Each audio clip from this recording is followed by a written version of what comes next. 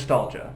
That melancholic feeling you get when you look back on your past. That wistful feeling you get playing a game you haven't played since you were 8, or watching that movie you made your parents put on every day for a month. An old photo of you and your friends from high school, watching some old YouTube videos, revisiting a childhood bookstore, or remembering an inside joke that you can't even recall where it started. Something about looking back on our past with a mix of happiness and a tinge of sadness seems to fascinate us. And media uses it all the time to make us laugh, smile, cry, and sometimes to scare the living shit out of us. For a long time now, the 80s and 90s have been the shorthand for creators trying to bring nostalgic feelings to their audience. The PS1 horror style, creating games that purposefully reproduce the look and feel of the original survival horror games of the PS1 era, and the 80s horror revival scene has never been stronger. For a while there, it seemed like the most surefire way to make a successful horror flick was to copy Stranger Things and set it in the 80s. And of course, there's the analog horror scene, creators using the warping static of VHS tapes to bring up memories of watching the Blair Witch Project or The Ring, and telling their own unique stories, from Five Nights at Freddy's to otherworldly aliens. Analog horror has taken over the internet horror scene, with some of the biggest creators blowing up because of their respective takes on it. Most recently, Martin Walls with the Walton Files and Alex Kister with the Mandela Catalog. The genre has cemented itself in the cultural zeitgeist, almost to a fault. Some portions of the audience have begun to resent the analog horror formula and aesthetic. They're looking for something new. And as time moves on, older generations grow up and become creators. And with that, their nostalgic memories start to take the spotlight. And we're just now starting to see that, with the early 2000s and 2010s becoming an era to replicate. We're past the time of analog tapes. Now we're in the digital age. People's memories are now of 144p videos on YouTube, GeoCities websites, and a new generation of video games. Nostalgia has a new face. And what we're going to do in this video is talk about 4 series that follow in those footsteps. We're going to cover them individually first, and then we're going to see if maybe we can come up with a way that they're all sort of connected and what they mean for the future of horror online. We're not talking analog horror anymore. A term I've seen used around a lot that I like is digital horror. Let me introduce you to these series really quick. BrandonWorks, Old Minecraft Reuploads, Gunslinger Pro 2009, and The June Archive. Each of these series take on a different piece of media from the 2000s to 2010s era. Each combines nostalgia and horror in distinct ways, but we're going to find a lot of overlaps regardless. They may not be the only ones in their niche, but as far as I've seen, they're the best in their niche. Old Minecraft Reuploads, as you may have guessed, takes on the Minecraft alphas, BrandonWorks, a bygone era of Roblox, Gunslinger Pro, the early era of Gmod animations, and the June Archives, the grave of Flipnote Studio and Flipnote Hatena. Really quick, I want to thank a friend who wishes to remain anonymous. This friend helped write portions of this video, mainly this first series, and that was incredibly helpful. A lot of the ideas that are in this video came from discussions with that friend as well. And with that thank you, let's move into the first series.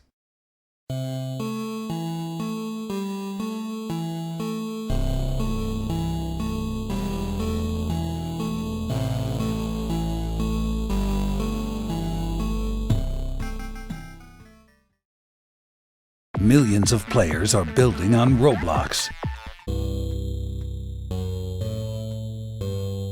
In the 2010s, multiplayer computer games began to take up a much more prominent role. Rather than competing with other pubescent teenagers in competitions for who could get the most grounded after overheard COD shouting matches, one company sought to create a kid-friendly space for preteens to play games, make friends, build worlds, and most importantly, spend their parents' money on Robux. Roblox was co-founded by David Baszucki and Eric Cassell in 2004, and first went live in 2006. With a somewhat Lego-esque design, Roblox allowed its users to build their own games out of blocks and various free presets, but also allowed use of an easy scripting language, Lua, which opened the door to more advanced uses of the Roblox Studio engine. This type of game was really unprecedented. Sure, there was Blockland, but in the 2010s, Roblox began to dominate the scene due to the creativity and flexibility of its engine.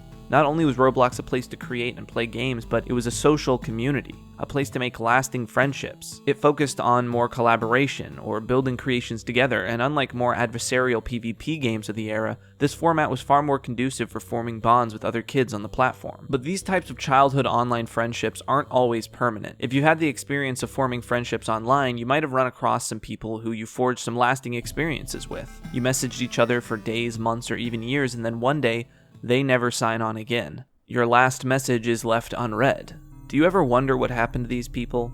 Did they just get bored? Did something more sinister happen to them? What if, when you went back onto your old account to sample a bit of still cellophane-wrapped 2010s gaming nostalgia, you noticed there were clues left behind in the artifacts they left on the platform?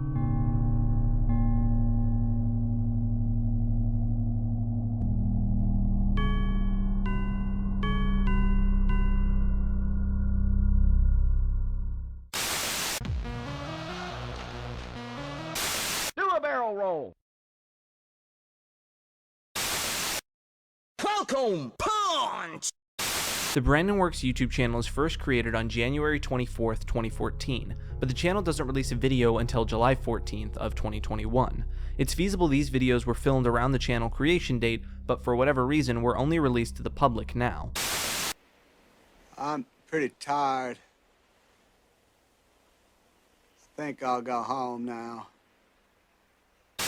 The channel description sets up the story. This is my channel about my old Roblox friend Brandon6875935, who hasn't been online in a long time. I'm showing off places on our old shared account number 369, mostly his own house, which I never really looked at much back then. But I want to go down memory lane now, so yeah, hopefully you can find something interesting. This is mostly just for my own curiosity. Old Godzilla was hopping around Tokyo City like a big playground. So that's our premise. The channel exists to document some of Brandon's old works, and we're going to get a peek into some of his personal creations. Our uploader believes that within the free model-ridden games Brandon worked on, there might be just a hint of something to give them closure on Brandon's radio silence.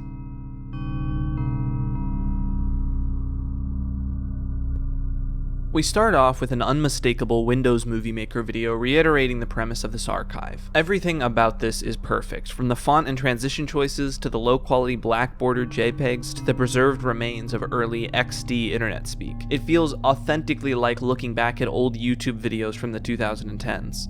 Brandon was not just any Roblox friend, he was our uploader's best Roblox friend. After meeting on HeliWars in 2008, they rapidly bonded and made an account, number369, to work together on games. At the time, there wasn't a good way to use the Roblox studio on the same game, so this led to the shared account phenomenon. Eventually, both friends became used to making games on their own on the shared account. Around December 2009, Brandon leaves his last message. According to the uploader, he's been gone for months. So our uploader decides to snoop around on these private games he made on number 369. Maybe there's something that he left behind.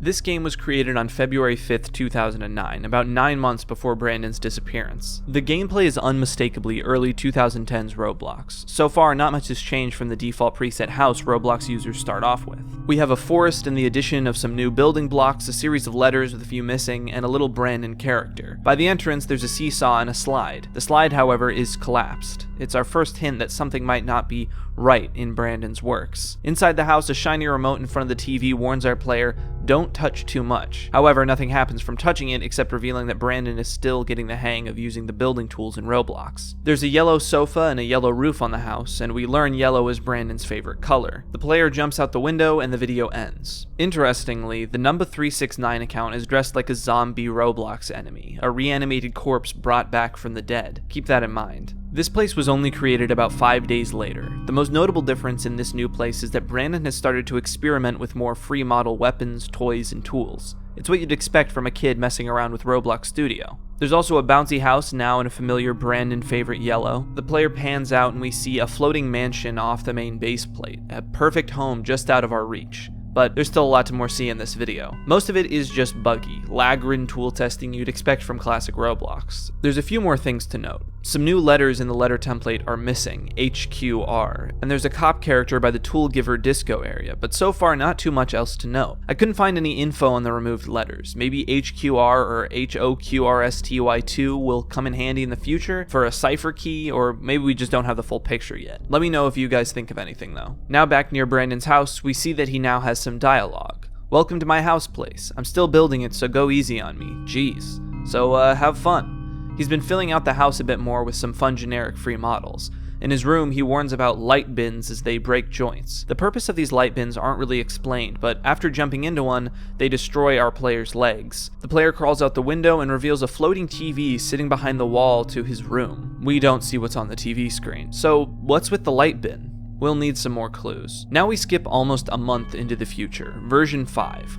Our uploader explains he skips places if there's nothing notable changing between them. There's a lot more different here. The house is now 2 stories. The slide by the front is far more neglected than before, and now even the steps have collapsed. Brandon adds a few new lines of dialogue, replacing his previous line about it being unfinished with, "Upgrade to 2 floors now, as you can see. Feels just like home." But oddly after "have fun," he says, "Don't forget to scream and shout, let it all out." Aside from that standing out as a strange thing to say, the line "feels just like home" gives us the idea that he's trying to replicate his actual house in real life, at least to some degree. Inside the house, Brandon, unfortunately, has still not learned how to anchor objects. We meet his mother cooking in the kitchen and his father seeming to shout at the TV. We also see his mother briefly in his parents' bedroom. The player then proceeds to destroy Brandon's home horrifically. Can we also just really quickly appreciate using the spawn changer as a rug? I'd throw one of those down in my living room. Give any old Roblox players who happen to come visit some flashbacks. At this point, there are light bins in most rooms. Clearly, this must be something significant in Brandon's home life. His room is also larger and filled with plenty of cool swords. On the doorways throughout the house, we see crosses, telling us Brandon is probably being raised in a Christian home.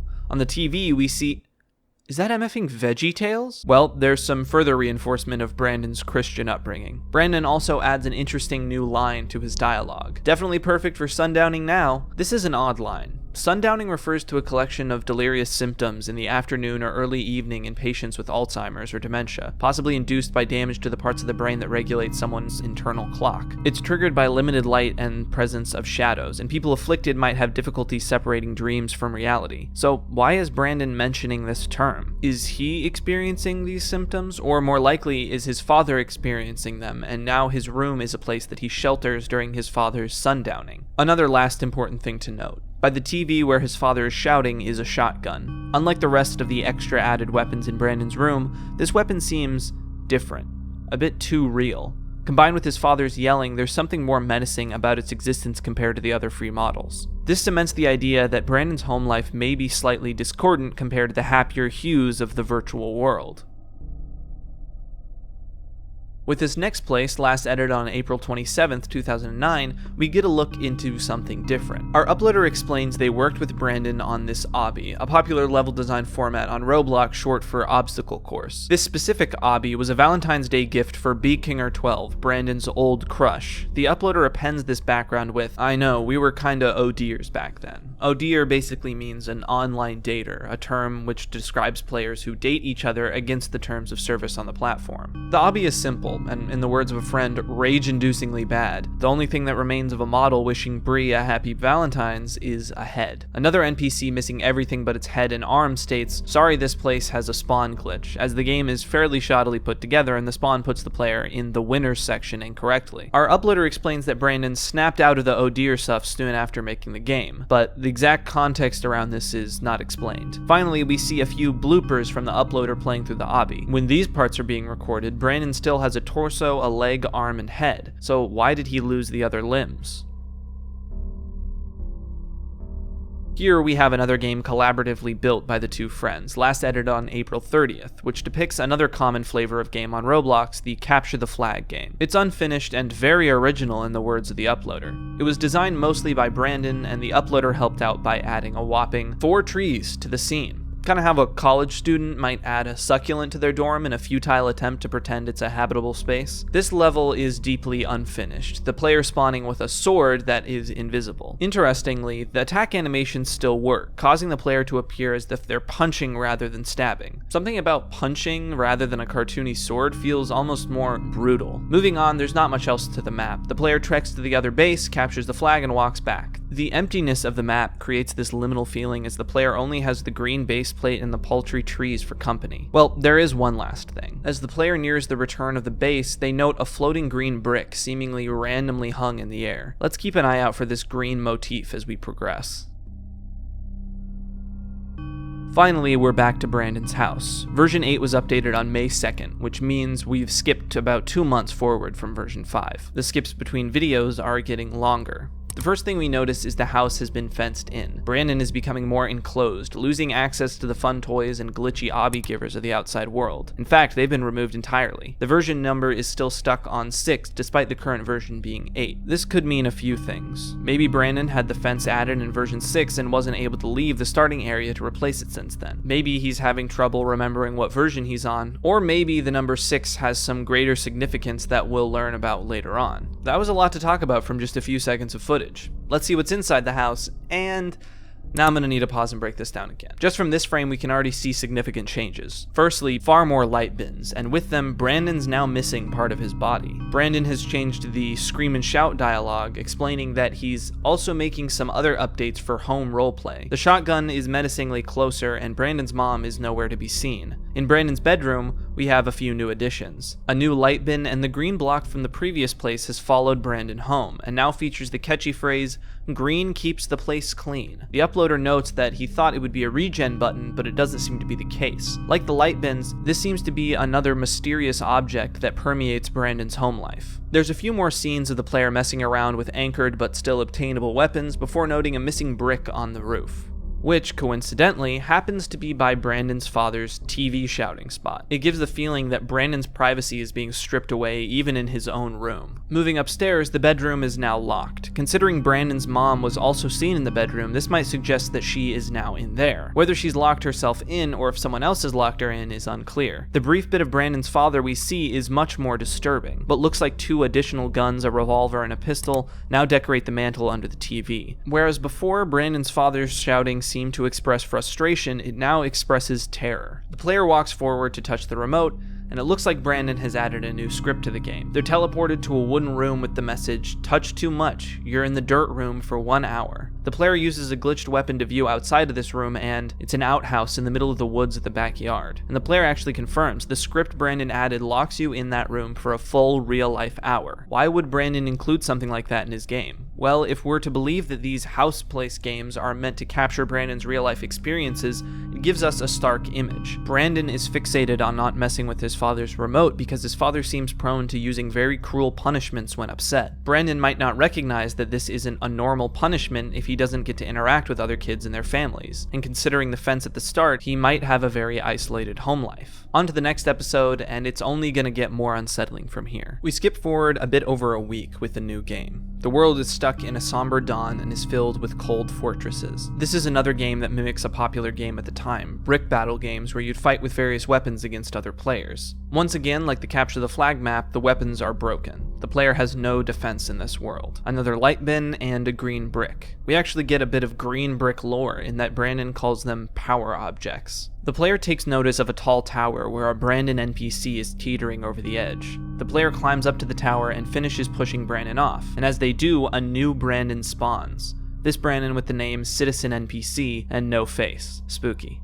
He also seems to move in an odd way, as if he's being controlled by something, and almost seems to avoid the player. The player moves away to check out a small cave area on the edge of the map, and then elects to end the video via jumping into a light bin. In the last second of the video, we see the faceless NPC jerk forward. This video seems undeniably darker. The act of pushing Brandon off a ledge gives an innocent gag a darker subtext when we see a faceless soul bleakly wandering near the inert form of Brandon. Positioning the light bins ominously nearby also provides an impression of ritualistic sacrifice, like this world is meant to represent something seen only in visions. Alright, we've come to the last house tour video in this still progressing series. We're on version 13 now, created on May 25th, 2009. Apparently there were earlier versions that had significant changes, but they were too laggy to play. I wonder what was going on in those.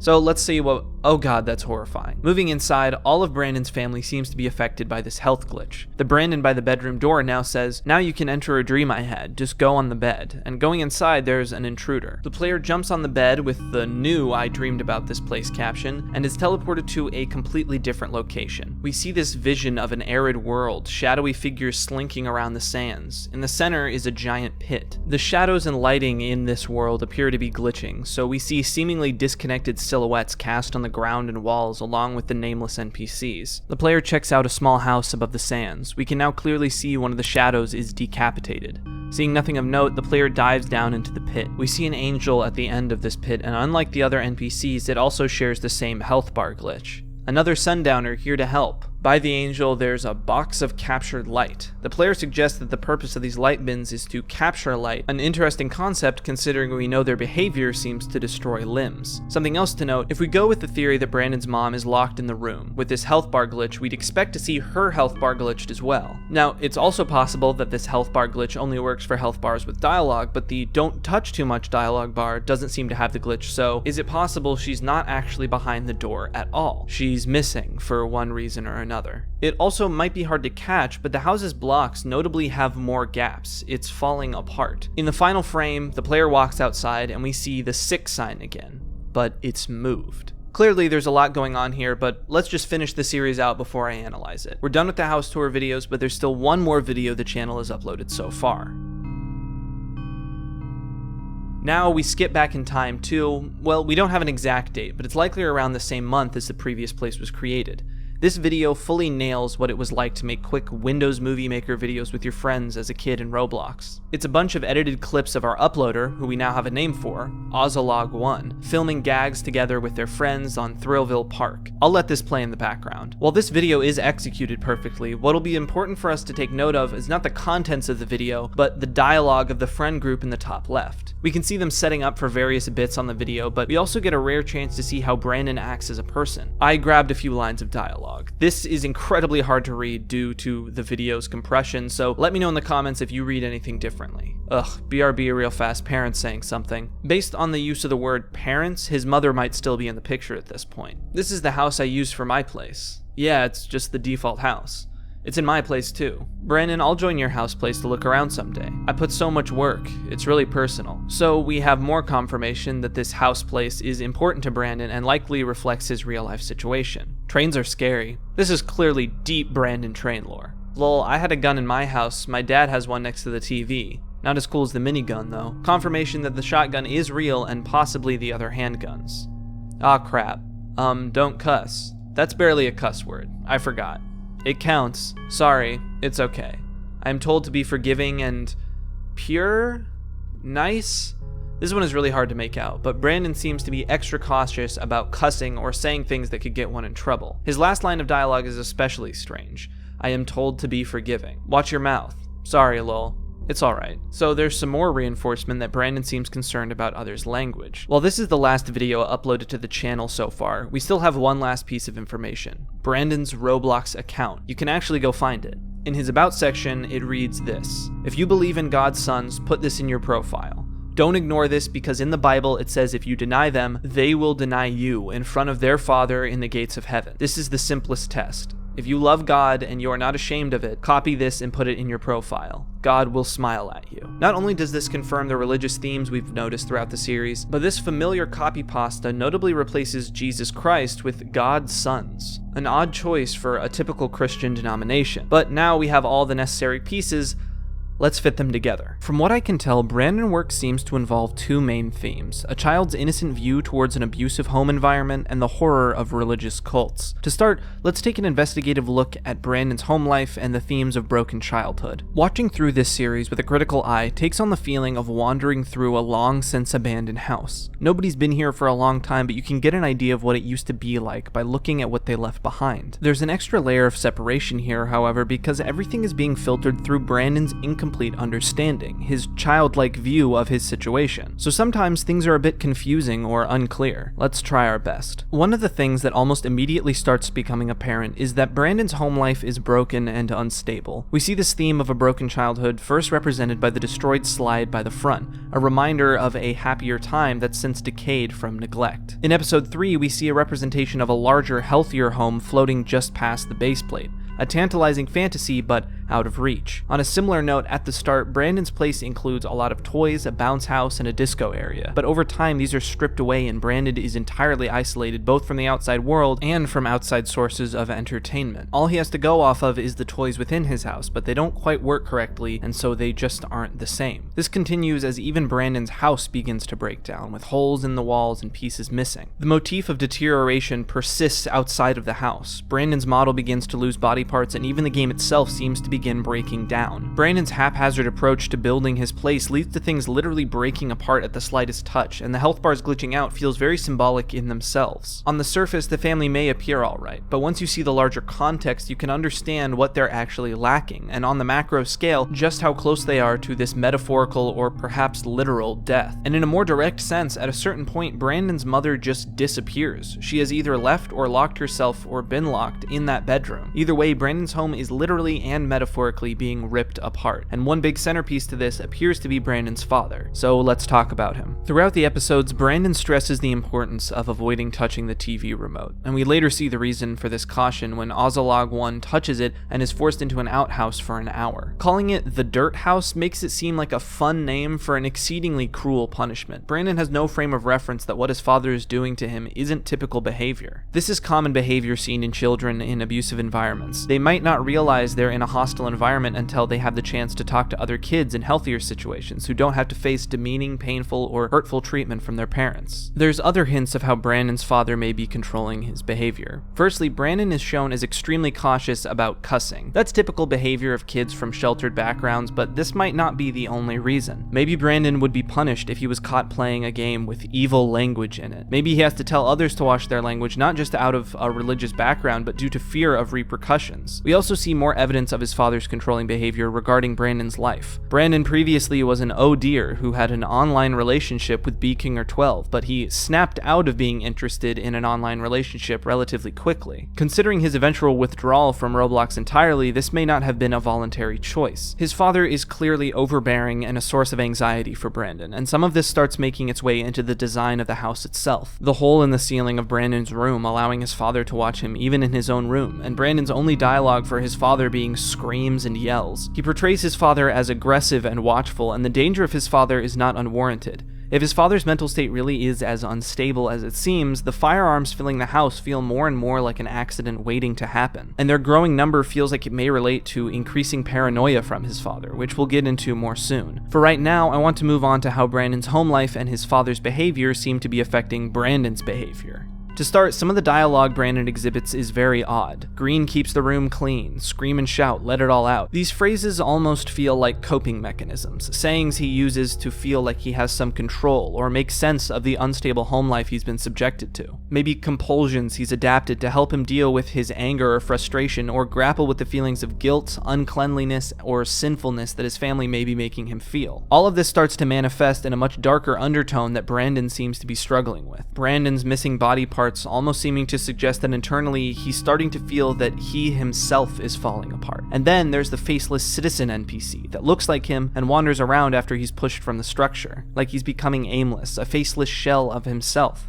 Hollow. We also see this recurring theme of Brandon being pushed or falling from a height, nightmares of falling into a pit to an angel. Even if he doesn't really understand it, Brandon's home life seems to be pushing him into depression, and it's not hard to understand why. He's being isolated from the outside world, from his friends and relationships, and being confined to his home life, which seems unpredictable, unstable, and falling apart. This would worsen anyone's mental health, let alone a kid. And outside of just his parents isolating him, he seems to start turning inward and isolating himself. Brandon mentions that his room is the ideal place for sundowning. If we take this as a literal reference to sundown syndrome, Brandon might have to actively fear his father's unpredictable behavior as a result of his illness and therefore stay in his room. This same illness may also progress in intensity with time given his father's change in dialogue. If his father has sundown syndrome, the light bins also might serve as lamps to try and mitigate this behavior. However, that doesn't seem to explain why they remove limbs. If you have any ideas on how this sundown syndrome theory might fit in with the light bins, please leave a comment. I'd love to hear your thoughts. However, this leads me to believe that the sundown syndrome in its literal interpretation might just be a red herring, or at least just one aspect of a multifaceted theme.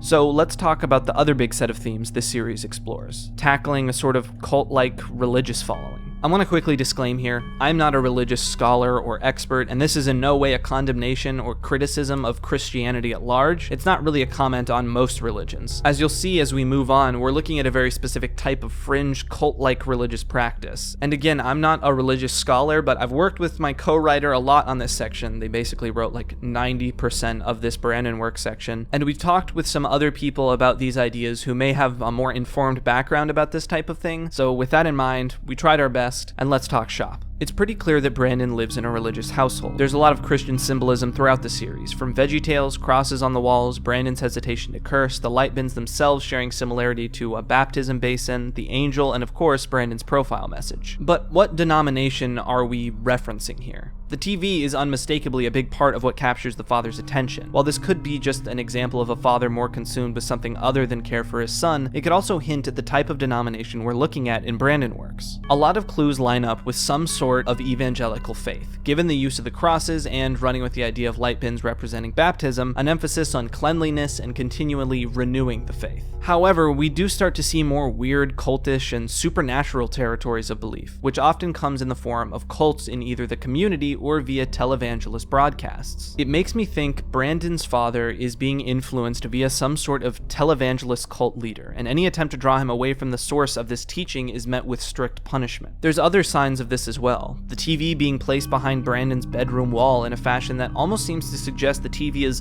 subliminally influencing him at all times. The increasing number of guns suggesting increasing paranoia, light bins and power object green blocks that appear with time as if someone is encouraging the family to purchase more, and the use of the phrase sundowner and sundowning seems odd compared to its typical reference. Predatory televangelists often use scare tactics about apocalyptic scenarios to scare viewers into buying guns, food, or other artifacts for protection, and encourage viewers to hang on to a televangelist's every broadcast. Hence why I'm more inclined to believe that sundowning does not literally refer to sundown syndrome, but refers to some other cult-like event. Taking the words literally, sundown, we're now looking at an apocalyptic rapture-like event where the sun sets and does not rise. Matthew 24:29 notes such a scenario to those who are left behind in the second coming. Immediately after the tribulation of those days shall the sun be darkened, and the moon shall not give her light. Stars shall fall from heaven, and the powers of the heavens shall be shaken. But in a sundown scenario, this means the believers of such a faith would expect to be left behind in the rapture. Why? Well, let's take a closer look at the post Brandon made on his account.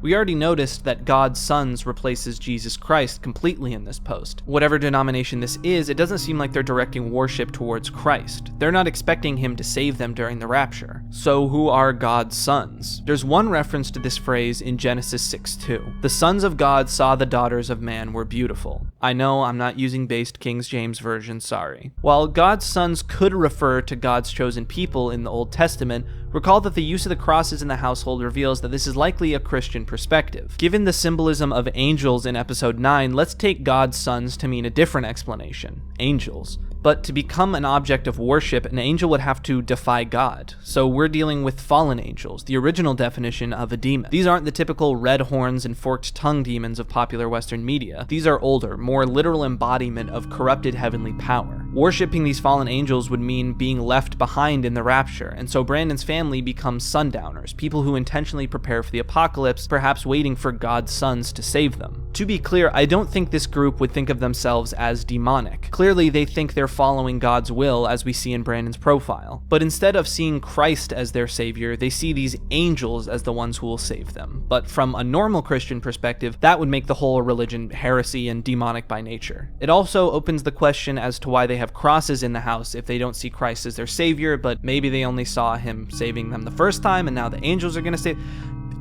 We're not seeing a lot of details of this religion because we're seeing it from Brandon's perspective. But with this interpretation, we can begin to understand some of the other strange symbols. The light bins might no longer refer to baptism basins, but some other ritualistic sacrificial practice that somehow removes parts of your soul. Interacting with them seems to leave you empty, and the angel in Brandon's dream describes their purpose is to capture light. Could we then interpret this light as souls? Sacrifice is heavily emphasized both in episode 8 and 9 with the symbolism of throwing oneself down from a height. The green blocks put a certain emphasis on being clean and pure throughout the series, so this could be another ritualistic object Brandon and his father are encouraged to use to appease their cult's faith. Going back to the numbers, we also see the 6 on the outside creep closer by episode 9. The use of 6 in reference to the Bible tends to refer to humanity's potential sin, to be corrupted. Maybe the 6 on the outside of the gates represents an evil and corruptive outside world, but also represents the influence of their fallen angel faith on the family. His father could very well still have sundown syndrome, which makes him susceptible to falling for these cultish broadcasts. But sundown now takes a whole double meaning, and now a room perfect for sundowning might describe a room perfect perfect for surviving the apocalypse. Whatever Brandon's father sees in these broadcasts seem to scare him. First he experiences rage, then fear, and he decorates the mantle by the TV with more guns, buys more light bins, and directs more abusive control over Brandon. It got a little game theory here, but there's so many interesting loose ends that could be tied up under this general idea of a televangelist cult that is contributing to Brandon's deteriorating home life. And there's still a lot we've yet to see, and the creator of the series said that this series is yet to be finished. So to get any confirmations or more understanding, we'll have to wait and see. Until then, we can wrap up this analysis section by talking a bit about how the series is using nostalgia and executing on its ideas. From the very start, we are bringing up imagery of looking back on the past. The use of a zombie as the character on the Numba account indicates that we're revisiting this unalive history of Brandon, reanimating him via looking into his past, bringing these memories back from the dead. We also see how these rose-tinted glasses may be hiding what's really going on from Ozalog, their fond memories distracting them from the darkness just under the surface. Under the warm memories of a childhood spent playing Roblox is this one kid's attempt to be heard on a virtual platform until, unfortunately, he vanishes. And BrandonWorks executes this nostalgic feeling towards Roblox perfectly. The details and the childhood mistakes and behavior in configuring the levels gives a familiar feeling to the series. Those of us who played Roblox as kids recognize this. But the darker undertones of childhood abuse and a cult being represented in-game by a child who doesn't quite know the extent of his situation is horrifying, like the classic trope of a children's drawing of a monster. And it's even more horrifying considering Brandon's disappearance from the platform. He can't be helped. This invokes both a sense of helplessness and mournfulness, again a similar feeling you might expect exploring an abandoned house where tragedy once struck. We don't know exactly what happened to him, or how much of what he's portraying and believes is even real. The other amazing part of this series is its believability. Nothing is inherently paranormal. Cults may invoke fear of the unknown, but they're real. Abusive home lives are unfortunately very real. BrandonWorks depicts scenarios that could conceivably happen on the platform, and horrifyingly, maybe they already have, but our window blinds of nostalgia hide the evidence from us. And that's why BrandonWorks is so unsettling. It exists in a space that reminds us of things that scare us, things that are all too real, and in doing so may make us look back at our own memories with a sense of paranoia. What was just beneath the surface that we may have missed?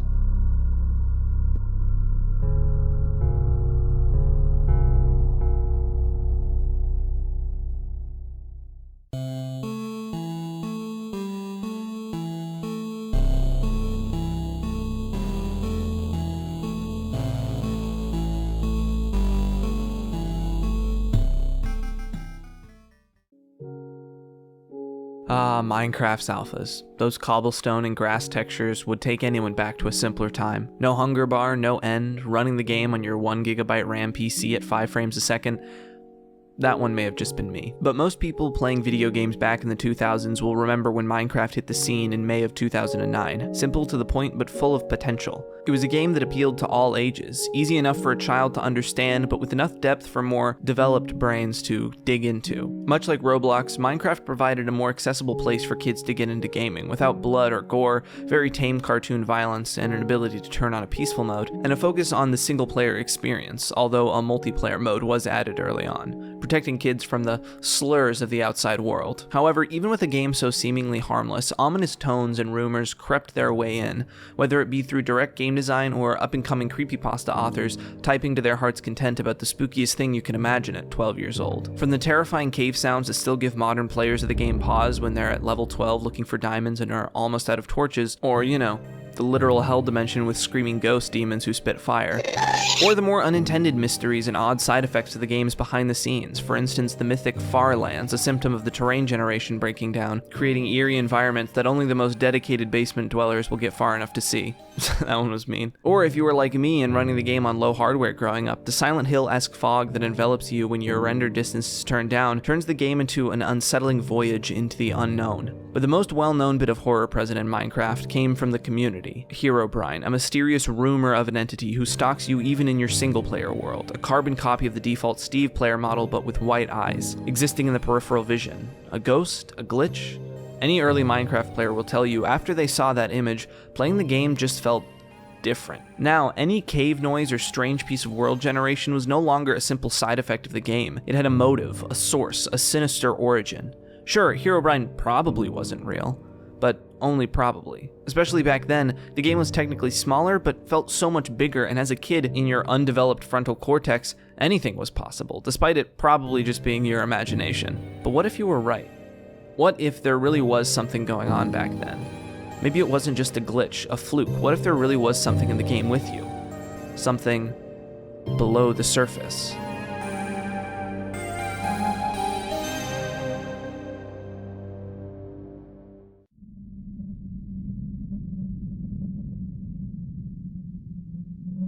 Hey guys, welcome to another video. And you're probably asking yourself, what the heck is this? And yeah, you're 100% right to ask yourself that. This is old Minecraft Reuploads. Old Minecraft Reuploads is pretty self-explanatory in premise, very similar to that of BrandonWorks, at least on the surface. The description of this channel reads, "Channel to upload my old Minecraft videos from 2010 and 2011. So it seems we're in for a bit of early Minecraft nostalgia. The series follows two characters for the most part, Legend of Anthony and Gold Mario. These two appear to be friends who play the game together on a multiplayer server along with their own single-player worlds. And it seems likely that we're seeing this from Gold Mario's perspective. Sometimes it's a little confusing whose perspective we're seeing, so I'll let you know in each video. Now, this series is technically told out of order, with the dates of the videos in the titles, so we'll be going over the series in chronological order, not upload order. We'll be starting with one of the weirder ones. One of the ones that doesn't have a really clear date, but we can see from the top corner of the screen that it's being played on the oldest version of Minecraft. So that is where we will be starting from.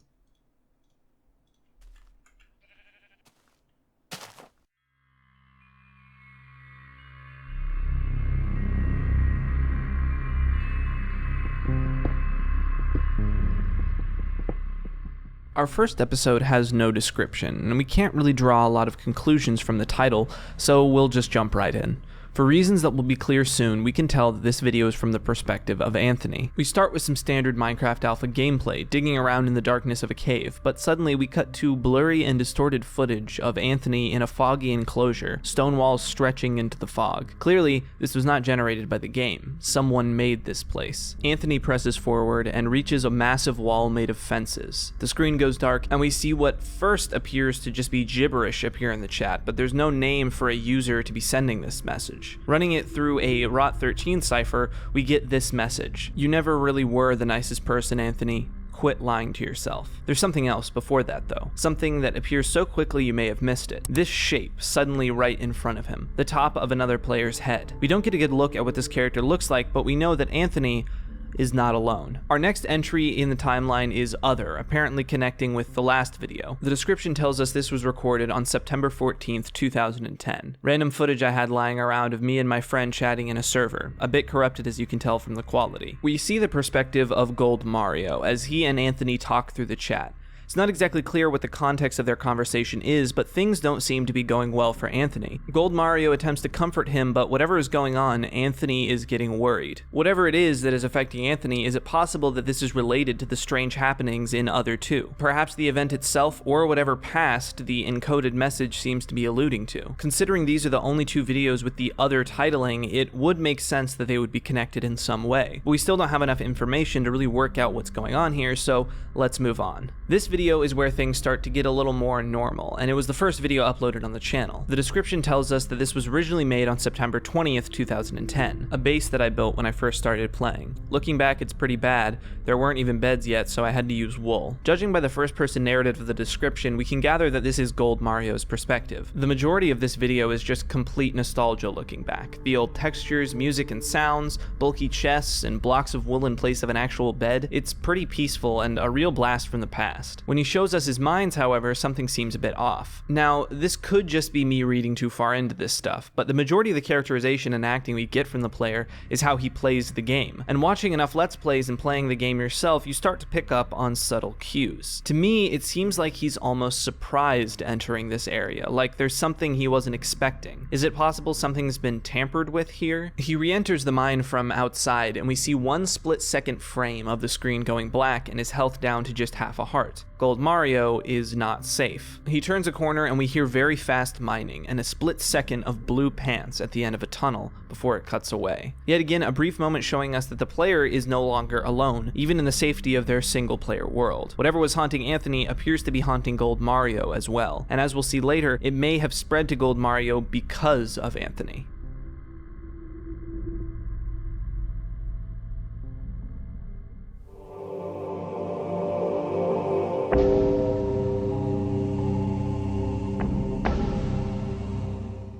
Originally created on September 22nd, 2010, we learned this was Gold Mario's first use of Windows Movie Maker. This is another trip down nostalgia lane. As mentioned, the video is chock full of the telltale early 2000s Windows Movie Maker editing, and that Breaking Benjamin song, perfect. Nothing much of note occurs other than Gold Mario blowing up a bunch of mobs with TNT, but some of the text that appears seems oddly ominous when given the context that Anthony and Gold Mario may be being hunted themselves.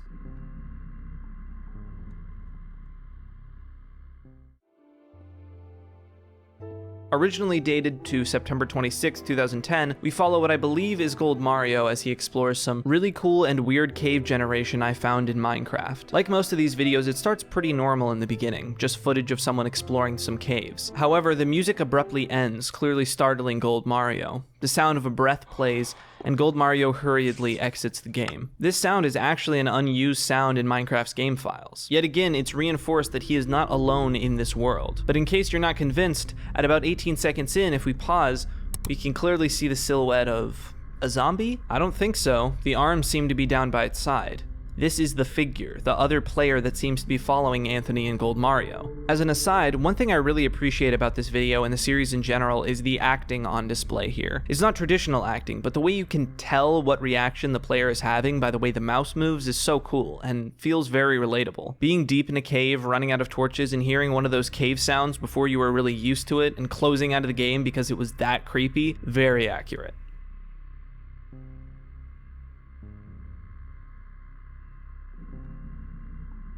October 30th, 2010. The video shows Gold Mario walking through this tutorial level, which was real, just not on PC, and I believe this level was only available later on the Xbox version of Minecraft. The description informs us that Anthony helped Gold Mario get this working, seeming to imply, along with the work in progress message, that this is something that was in the game's files, but unused. I don't think this is actually true, that this was a thing in the Minecraft PC version, but it's not unbelievable and is possibly just an aspect of the Minecraft Reuploads universe that differs from reality. Things seem relatively normal in this video. I don't know, let me know if you guys see anything.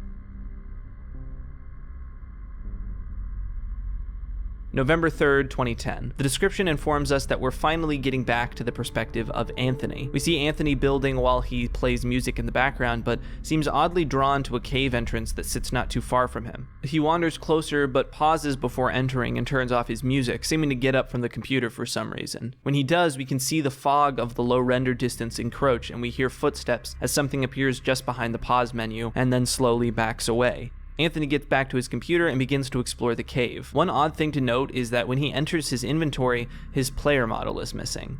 Arriving at the bottom of the cave, he finds a perfectly cut out tunnel, clearly not generated by the game. Someone did this. It looks very similar to some of the tunnels in Gold Mario's mine back in Minecraft Base Tour.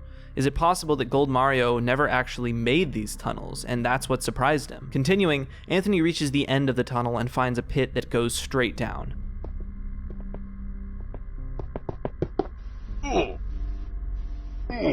Surviving at only 1.5 hearts, Anthony builds his way back up and closes off the entrance to the cave.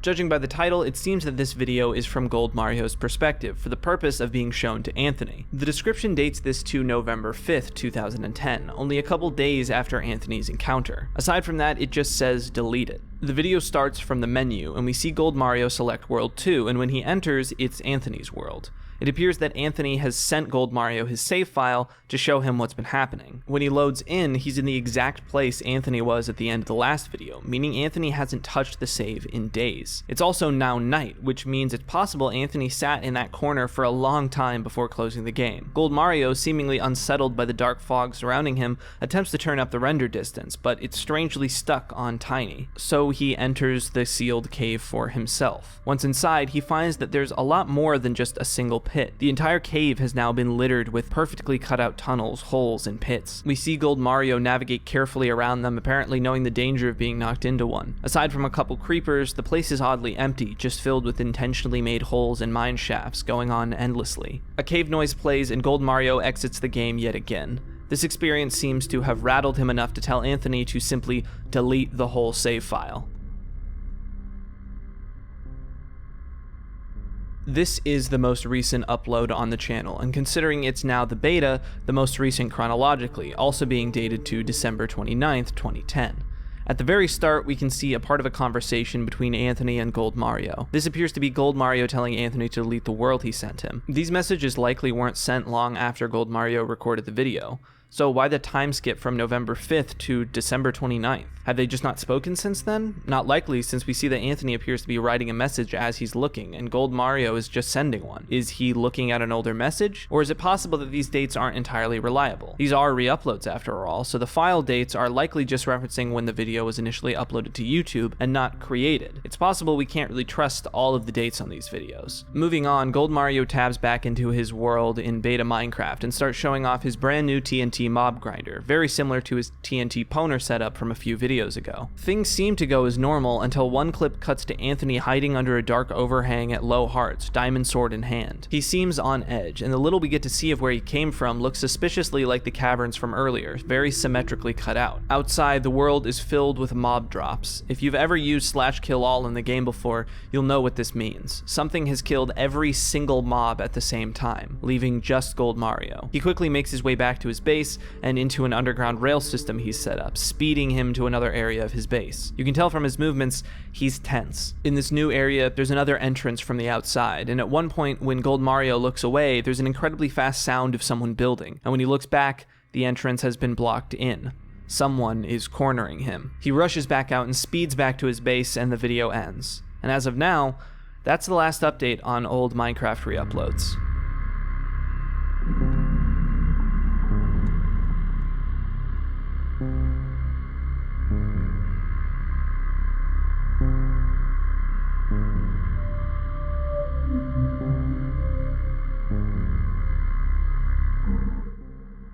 So let's take a look at what this series is bringing to the table. What story is being told, what thematic elements it's offering, and how well the series executes all of these things from a production and storytelling standpoint. To start, let's just see about the story being told. On the base level, the story is about two friends, Anthony and Gold Mario, playing Minecraft in 2010, when something begins stalking them inside their worlds. But the exact origins and details are muddy. We have a lot of loose ends yet to be tied, and so some of these questions will have to go unanswered for now. It seems to me, though, that Anthony is the source of this, as he has the earliest encounter, and the entity seems to be speaking directly to him. It's possible that it was spread to Gold Mario due to his relationship with Anthony. Now, although we may not know what Anthony's mysterious past is, why he may not be the nicest person after all, and what tough situation he's going through right now, I do have a couple theories as to the context of this entity's appearance. Firstly, we have to look at the content of some of these videos. The TNT Pwner video doesn't seem to have much of a purpose plot-wise, but we see Gold Mario's habit of blowing up mobs with TNT come up again and again. My first thought is that this is the game seeking revenge. We know that Anthony has a habit of digging through the game's files, as he was able to get the tutorial level to work, so it's possible that both Anthony and Gold Mario pushed the game a little too far, got a little too sadistic with the mobs, and a little too nosy into the files, and well, now it's the game's turn. Time for some Minecraft gamer pwnage.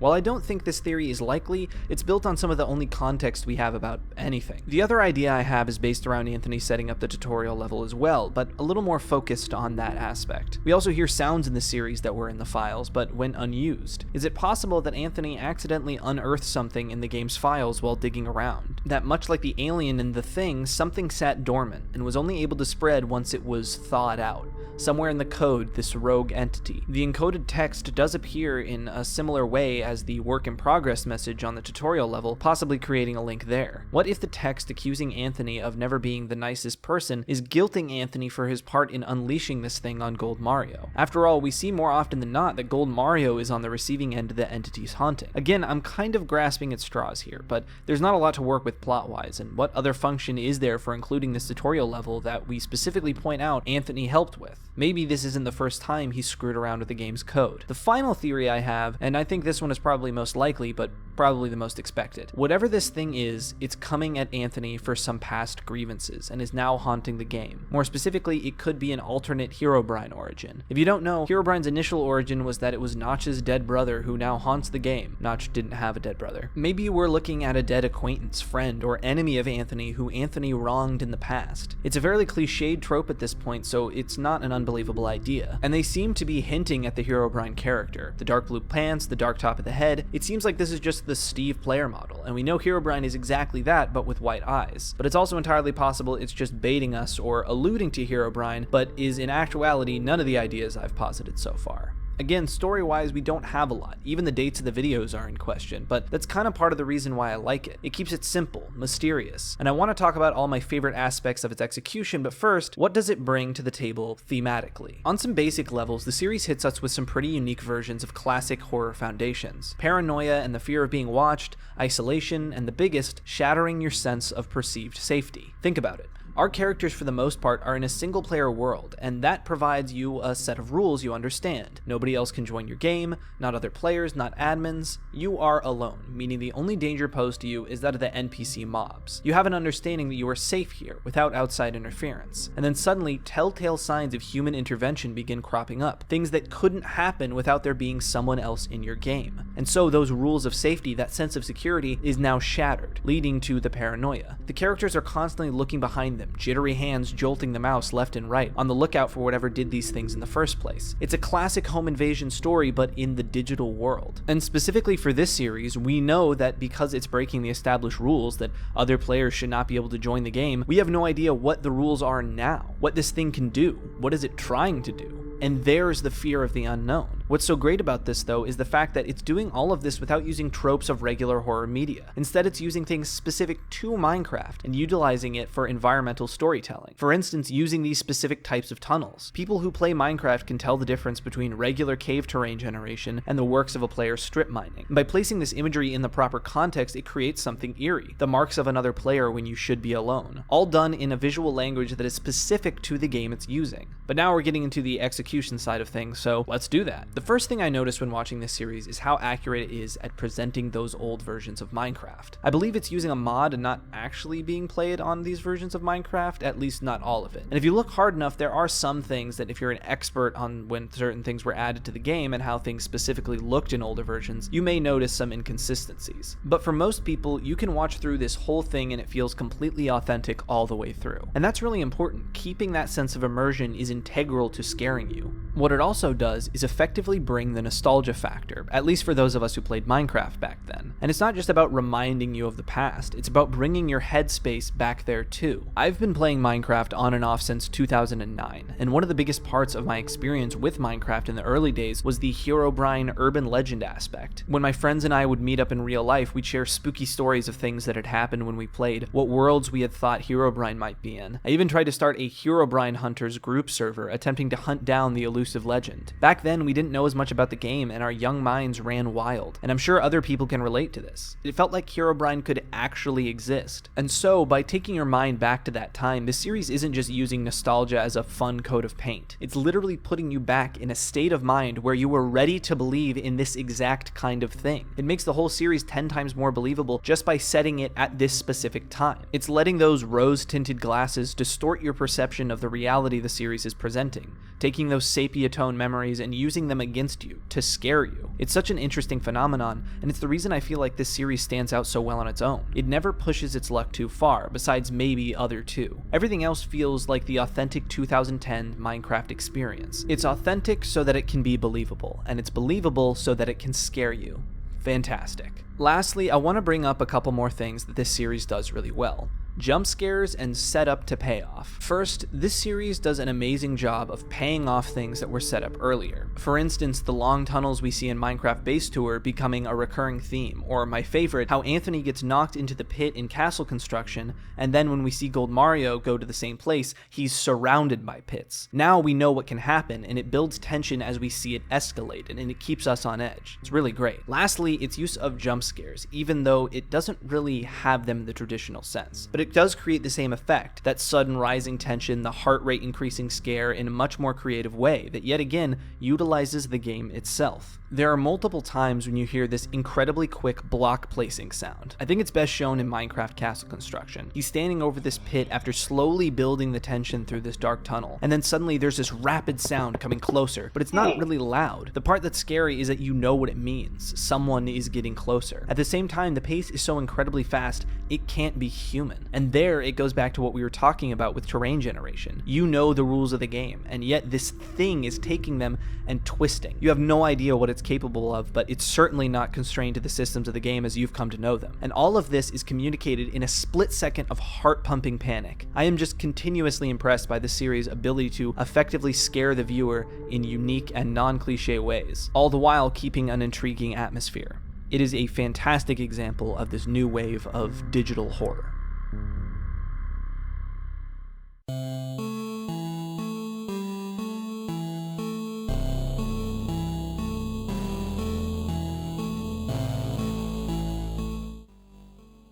Garry's Mod and Team Fortress 2. What else can I say that hasn't already been said? Well, not a lot. I've made entire videos about both of them individually before. Despite their incredibly different styles of gameplay, you'll find that their player base has significant overlap. Not only are they running on the same engine, Source, but their communities are also very similar and intersect a lot. Garry's Mod is a sandbox game built off the back of Half-Life 2 and thrives off of community-made content. Team Fortress 2 is a class-based movement shooter bursting with character-based personality. What combining these two games created was a perfect storm for creators to use the cross-compatibility of the engine and create narrative pieces using the personality and art of Team Fortress 2 and the raw creative capabilities of Garry's Mod. A niche but sizable part of the animation online has been Garry's Mod creators, with massive hits that break out of their usual communities like Heavy is Dead and Team Fabulous 2. Both games have been thriving since the 2000s, and many people in these communities have memories of watching Garry's Mod animation tutorials and the surreal work of other Gmod animators on YouTube. At the same time, Garry's Mod players might also remember an eerie undertone to the game's vibe,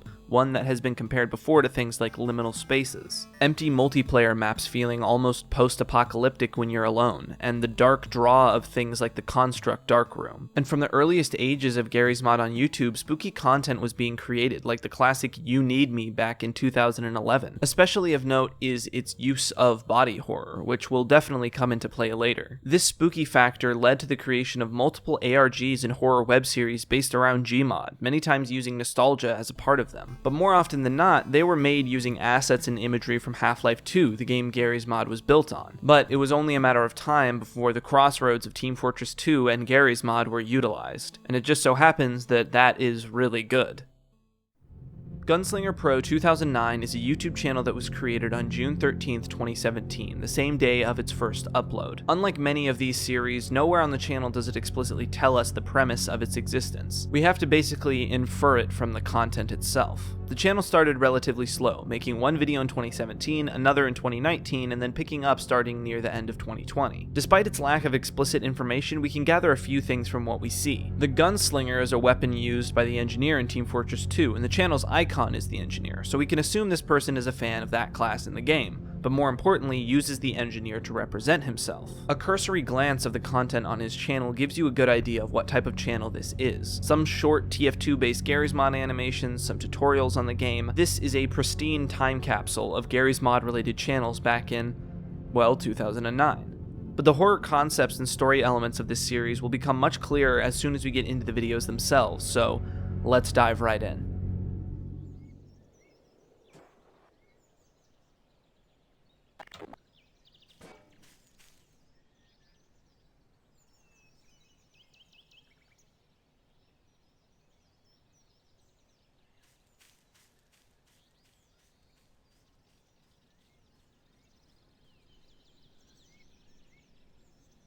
The first video, uploaded on the same day as the channel's creation, appears to be a short piece of rudimentary Gmod animation combined with voice mashing, a technique of combining existing voice lines together to create new sentences, which was commonly used in these types of videos.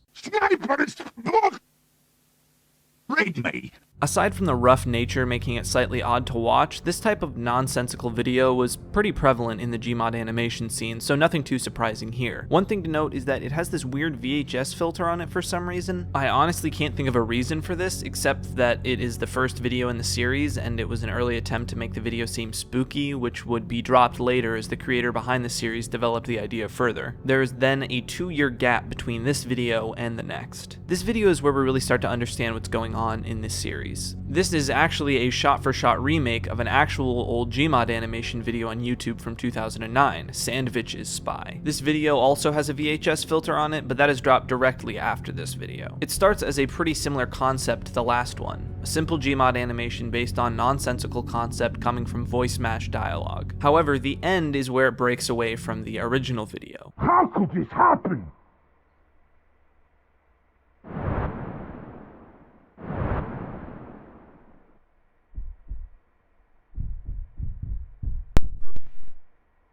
You might already have an idea for what's going on here. The models being used to create these animations are alive somehow, and trying to escape being used as puppets for Gunslinger Pro's videos, like a messed up digital Toy Story. And as we'll see later, Gunslinger Pro knows this to some degree, leading to his quick recapture of the spy after it went rogue and messed up his video. Now personally, I think these first 2 entries are the weakest. The spy banging on the screen with the glass sound effect and clearly being a green screened element added later, along with the goofy VHS filter on a Gary's Mod YouTube video for some reason. It's all a little cartoony, over the top, and not that scary. However, this video acts as a sort of backdrop to those that come after it, a context that you can use to inform what you see from here on out. It's giving you the premise pretty plainly. These models are alive and want to escape. And so, although it doesn't go about telling you this in the most subtle way, the rest of the series is incredibly well executed, and so it's better to think of these first couple videos as a sort of Rosetta Stone for the rest of the series, giving you an understanding of what actually is going on. This idea that these models are alive can sometimes make even the more mundane things carry an unsettling weight. It would be another year before Gunslinger Pro would upload again, and it seems like he really used this time to develop the idea further and improve on it. The VHS filter is gone and is replaced with an incredibly accurate Windows Movie Maker, sensing a pattern here, tutorial aesthetic, from the edits to the video and audio quality to the writing. For those wondering, a ragdoll walker was a contraption animators would build that would allow them to make the in-game models walk and control them. After a brief title screen, we cut to a showcase of the finished project, showing a soldier walking awkwardly through the map, yelling voice lines from the game. Notice, our player is holding the tool gun, an item with a variety of uses in the game, but currently it's set to remover, meaning at the click of a button, he could delete the soldier. It becomes clear that he's holding the soldier at gunpoint as he slowly tracks it with his crosshair as it moves. Also important is the voice lines the soldier is saying. When you place the first letter of each line in order, it spells out help.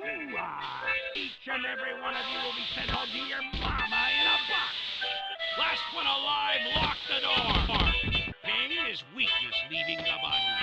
Hiding a message for the viewer in a way that Gunslinger may not notice. We cut to another view where the soldier gets stuck. Gunslinger moves toward the soldier and pulls out his remover gun again, and we cut away before we can see if he actually uses it, although we never see that red soldier again, so we can guess what happened here. Did you notice though the soldier's head at the end there? His eyes are wide, almost terrified, and his head ever so subtly seems to shake no, like he's pleading for his life. Pointing it out, it seems pretty obvious, but knowing the physics of Gary's Mod, it could pass pretty easily as just the head wobbling a little bit because of the movement being stuck. But with the context of our last video, all of the subtle touches like this take on a new meaning. This isn't a physics fluke, this is a desperate cry for help with what little control the soldier has. We cut away to the tutorial segment, Gunslinger showing you step by step how to make the ragdoll walker. As he lists the items you'll need, I can't help but notice that he's using saw blades as the wheels. Realistically, you can use any of the many wheel models the game has. The use of the saw blades adds to this growingly uncomfortable vibe the video already has. It looks less like a device for animation and more like a medieval punishment machine. As Gunslinger moves to the ragdoll model of a blue spy, you can see it start to look up at him before going limp again, and the Gunslinger posing it with the fizz gun. As he continues construction, far in the background, you can see something moving. Is the spy attempting escape? If it is, it didn't work. Next we see Gunslinger attaching the ragdoll to the machine. In another context, this would be innocuous, but with our newfound understanding of what's going on here, it feels uncomfortable, like watching someone be strapped into a painful apparatus. We even get a brief glimpse of the spy's face, its eyes wide like the soldiers were before his death. Then we get to the testing section. Instead of just pushing it around or simply attaching the thruster controls that would eventually pilot it anyway, Gunslinger hooks it up to the back of a rusted vehicle with a rope and drives it, dragging it along. Spy's awkward run as he's pulled along looks uncomfortable, and again, the imagery is more reminiscent of torture than anything else. Gunslinger adds the controls, makes the machine invisible, and puts together a little scene to demonstrate how it works. Things seem to go according to plan at first, but suddenly the movement seems to falter and the spy suddenly starts running off. Gunslinger runs to catch it and the video ends. Again, this is something that is plausibly explainable as Gunslinger's keyboard getting stuck, a glitch with the thrusters, or just some mispress on the keyboard. But under the circumstances, we understand that this is the spy's frantic attempt at escape. The next video has an unconventional naming format, being the generic file name for videos screen capturing Gary's mod, HL2 and then the date, telling us this was recorded in 2010. Up to this point, we knew that it was a throwback aesthetically to the early 2000s and 2010s, but now we know that this is actually taking place in 2010. Judging by the title and the actual content of the video, this wasn't uploaded by Gunslinger. This is likely another cry for help from the characters in the game, trying to speak to the outside world. The video is an upside-down POV of something crawling through some dark and dirty tunnels. The movements are awkward and jittery, heaving its way forward, almost as if it's learning how to move for the first time. Most of the video is shrouded in darkness, but eventually this thing makes its way to an area with a bit of light, and as it turns the corner, it's met with a mirror, and we finally see what this thing is. It's some sort of amalgamation, no doubt created by Gunslinger himself. Random bits of inanimate object and flesh poorly welded together to create this stumbling mass, and attached to the front, the eyes we're seeing out of is the blue spy's head. As punishment for trying to escape, Gunslinger has given the spy a fate worse than death, a mangled makeshift body created only to torment the soul that inhabits it. The spy, in shocked horror at its fate, begins to lurch forward, smashing its head against the mirror until it breaks. Stunned or perhaps just cautious, the spy slowly inches forward. This little prison for the spy was constructed in the map GM Construct in the Dark Room, which I mentioned earlier, a classic landmark for spooky stuff in Gary's mod. Outside, we get this incredibly odd and striking visual of a blue heavy and medic standing next to each other, one holding balloons. The spy moves closer, but before it can leave the darkness of the room, the Gunslinger turns the corner and frantically picks it up, dragging it back into the tunnel. And our video ends. At this point, there's no doubt in my mind that Gunslinger Pro knows exactly what's going on. He knows these models are alive, afraid, and want to escape. And not only does he want to control them, but he has no qualms hurting, punishing, or tormenting them. Otherwise, what would be the point of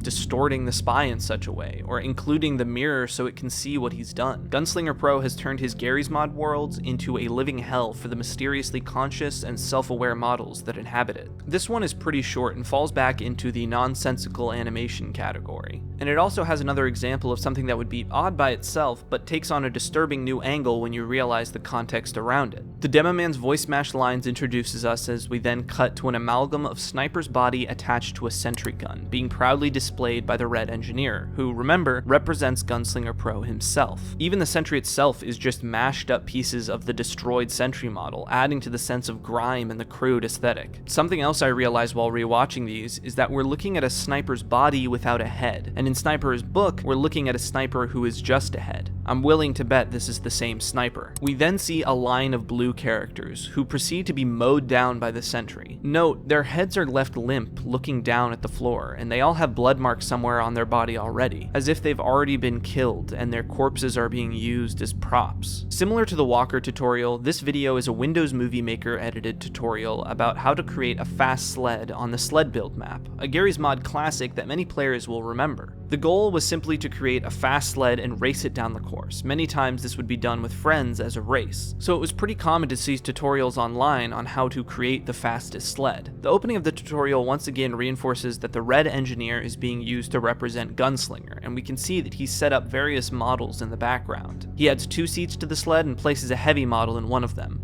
Gunslinger then adds a sentry gun, Engineer's weapon of choice, right behind Heavy, almost as if he's holding him at gunpoint, as if to say, you make a wrong move, you're dead. At this point, this is a common tactic of Gunslinger. In the next segment, he tests the sled. It's almost uncomfortable, the utter silence as they make their way down, the machine gun barrels right next to Heavy's head. We see 2 other sleds go down with him. My initial thought, because of the cut, was that Gunslinger himself had pushed them down so that he could race them. But we never actually see that happen. They just sort of go, and they both end up crashing into him, knocking him off course. And each time they do this, there's a subtle cut, and when the Gunslinger looks back, they're nowhere to be seen.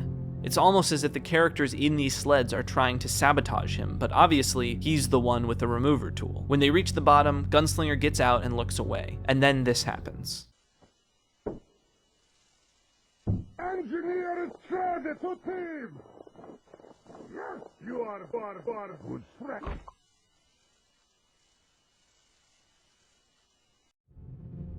Heavy's attempts to appease the Gunslinger are in vain, as Gunslinger rushes at him with the fizz gun. The Heavy makes an almost choking sound as he's dragged through the air. This is the latest and final video as of now. The last one was uploaded in May of 2021, and this was uploaded in March of 2022. This is another animation video, but this time it's longer and has a bit more story and premise than the others. It's essentially a parody of the Old Man Six Flags advertisement that was a meme for a while. That's also notably another use of nostalgia. In this version, the Red Engineer shows up to a town full of other TF2 characters and takes them to a theme park built on GM Construct. Okay, was making theme parks on this map like a trend, or did we all just independently decide to do that as Gmod players? Anyway, there's actually a lot to dig into here. The opening narration is pulled straight from the ad. There once was a town that worked so hard, there was just no time for play. But that all changed on this one particular day. But it takes on a more symbolic meaning in the context of the series.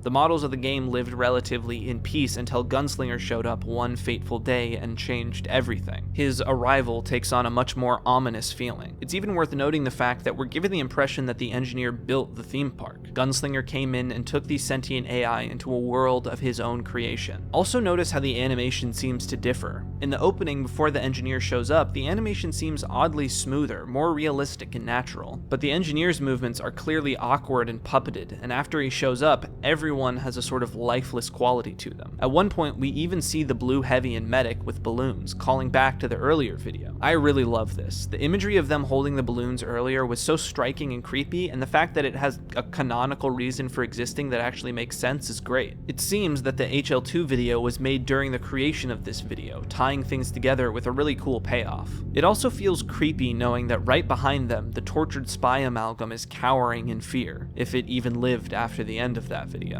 The camera zooms out and we see something that again is a regular artifact of the game. If you move too far out, you'll exit the skybox and some items will stop rendering. But here, it almost feels like the facade has been dropped. We're not seeing the prettied up version Gunslinger wants us to see. We're peeking behind the curtain. And on that note is the latest upload from Gunslinger Pro 2009. So what can we untangle from this? When it comes to the story, well, there really isn't anything super secret to suss out here. It's fairly straightforward plot-wise. For one reason or another, Gunslinger Pro's models in-game have gained some sort of sentience. But Gunslinger won't let a little thing like that stop him. He's got Gmod sled tutorials to make. With sadistic tendencies and an iron fist, Gunslinger Pro rules over the characters in his world, using violence and torment in his mission to create epic Gmod animations and cover up the sentience of his puppets from his viewers. However, the characters within the game still manage to sneak messages past him, and he seems to have a bad habit of not cutting until after something happens. I mean, dude, just drag your cursor a little further to the left and hit split.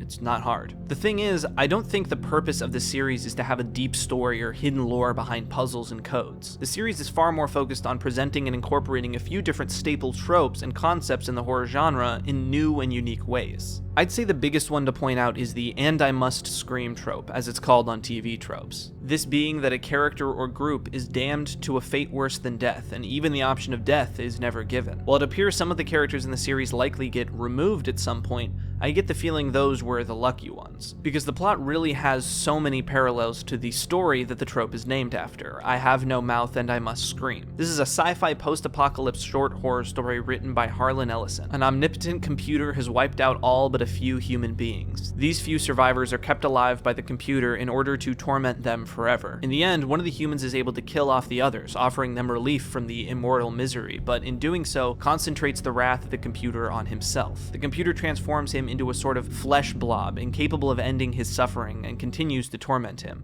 expanding his perception of time to make it even worse. This computer character, called Am in the short, really reminds me of the gunslinger character, the architect of the character's torment, and when the blue spy makes him really angry by trying to escape, dooming him to a fate worse than death, manipulating and distorting him into a creature in constant torment, barely able to crawl and imprisoned in darkness. I can't help but notice the similarities, and although the short story is where the trope draws its name, it's nowhere near the only piece of media to do this. This sort of omnipotent engineer of a group of hostages or victims is not new, but this is being executed in a really unique way in Gunslinger Pro. Oh, also, speaking of the engineer, I think the choice to use the engineer to represent Gunslinger is really interesting. The medic may have made more sense on the surface, being a sort of mad scientist archetype who does human experiments in the canon of the story, even keeping a blue spy's head alive. But to me, that would have been a little heavy-handed. The engineer is a lot more fitting in some ways, I think. Firstly, in the context of Team Fortress 2, the engineer does fit the mad scientist archetype too, just in a different way. And the item the channel gets its name from, the gunslinger, is a robotic arm that the engineer attached to himself after cutting his own hand off, so he feels like he fits the bill. And in general, Gunslinger Pro isn't trying to do medical experiments. He's the architect of this digital world. Maybe he's okay with tormenting these models because he doesn't see them as truly sentient. He sees them as machines. So the use of the engineer actually makes perfect sense. On the same topic of analyzing Gunslinger Pro himself, I think one of the most unique things this series is doing is the shift of perspective. In the classic "the game is alive" spooky ARG or creepypasta,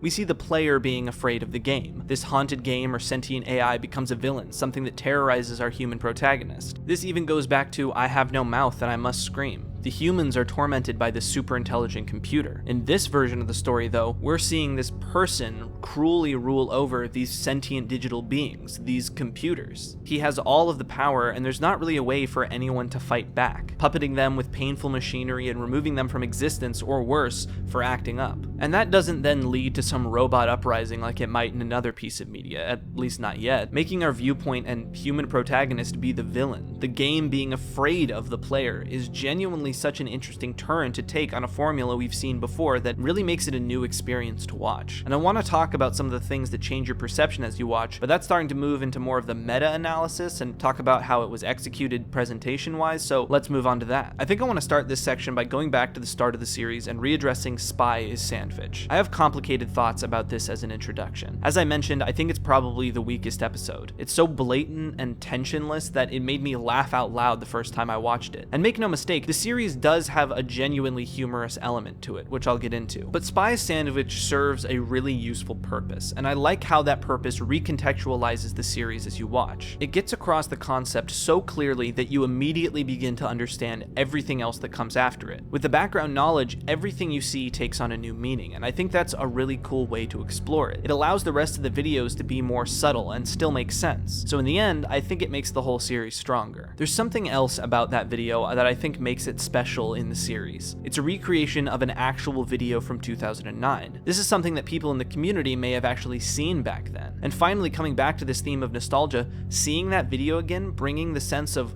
wait, I remember this, is a perfect way to catch you off your guard using nostalgia. The concept of twisting your childhood is something all of these series are doing to some degree, but using actual memories you may have, and then adding this disturbing element is such a good idea. It's breaking through your defenses, infiltrating your childhood. It makes it personal. And that level of being personal is also something that I think uniquely affects this series in a certain way. See, like I mentioned earlier, most of the time these types of series take the form of the game haunting the player, not the other way around. But by making the game afraid of the player and then specifically connecting that game to your nostalgic memories of playing it yourself, it adds this extra layer of, what if I was doing that? There's almost a sense of guilt you feel watching this, and remembering all that weird stuff you did with Geomod ragdolls back in the day, strapping them to experimental machines, completely destroying their anatomy and faces to create abominations, and now it's planting that seed that they were actually alive for all of that. Going back to the Toy Story connection I made earlier, it reminds me of something that I experienced as a kid after watching that movie, and something other people have told me they experienced too. Suddenly you start to take extra special care of your toys, at least for a little bit after the movie. You treat them gentler. sometimes you make sure they're not stuffed too close together. You want to make sure they get enough air. There's the nagging feeling in the back of your mind that they're alive. Now, of course, as an older person, I don't actually think the Gmod models were alive, but it doesn't stop that lizard brain part of you from making that connection, adding this extra layer of guilt to the whole thing. I'll be honest, it made making that little opening setup I did with the blue pyro feel a little more uncomfortable. I also quickly want to touch on the visuals of the series. Gunslinger Pro does a really good job of creating its atmosphere through subtle visual choices. From using saw blades as wheels on the ragdoll walker, to the broken bits of sentry strapped together with rope in Sniper as sentry, to the limp heads of the blue team and little blood marks. Our point of view is that of Gunslinger Pro, who's trying to hide the true nature of this from us, which in turn keeps the series from going too far into exposition or anything, which I think is a good thing. Because of that, all of the stuff we see is visual storytelling, subtle hints placed here and there that give us a bigger picture but let us fill in the gaps with our minds. It's also really good at creating striking and memorable imagery, from turning what could be a goofy visual of a sniper sentry hybrid into something that looks more like a corpse tied to some rusted pipes, to the upside down point of view of the spy. That specifically does something similar to Minecraft Reuploads, where it does a fantastic job at characterizing someone from just the movements alone, with no voice or facial expressions. And let's not forget the medic and heavy standing with balloons. It's such a weird but incredibly memorable visual. I also think it's worth noting how cool it is that it actually has a purpose, and in general the series is pretty good at only including things that would make sense to be on camera, but it also has a real knack for reincorporation. Whether it's the heavy and medic being used in the Engineer Land video, or the sniper's head in the very first video being tied to later the sniper's sentry video. It makes the whole series feel like a cohesive narrative that connects, and not separate vignettes. One last thing about the visuals. I've talked about the series up to this point with a pretty serious tone, but really, it's both creepy and genuinely funny. Not in a Tusk sort of way where it's like, guys, isn't this gross and goofy?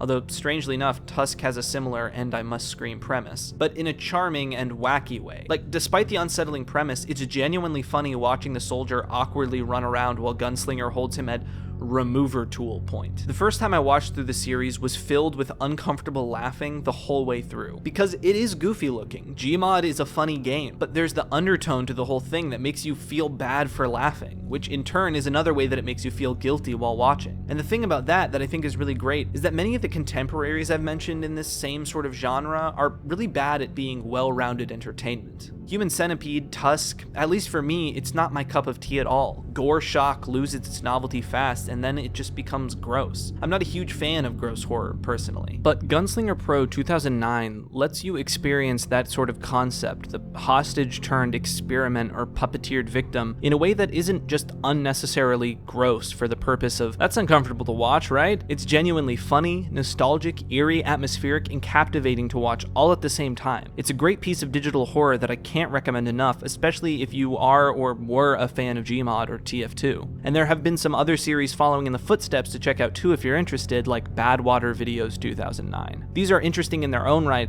but I don't think any of them quite capture the same vibe as Gunslinger Pro 2009.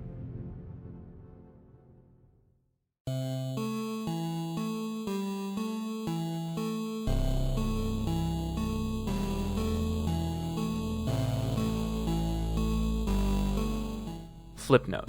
If you haven't heard of it, you've most definitely seen something made using it.